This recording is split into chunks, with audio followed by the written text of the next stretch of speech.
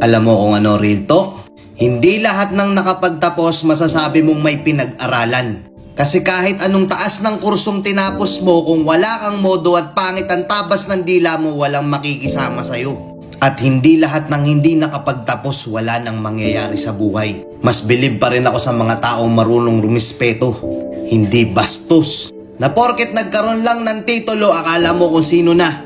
May kilala kayong ganito? Oo, marami, di ba?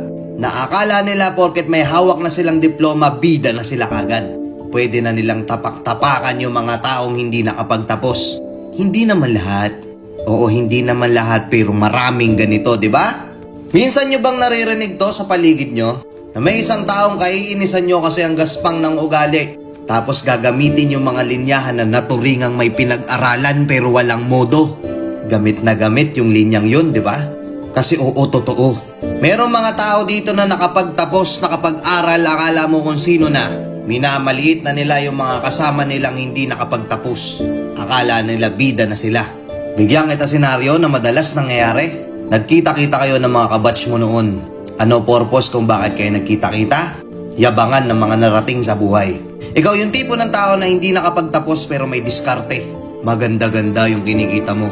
Pero hindi mo yun sinasabi sa iba kasi ayaw mong magmukhang mayabang sa ibang tao. Alam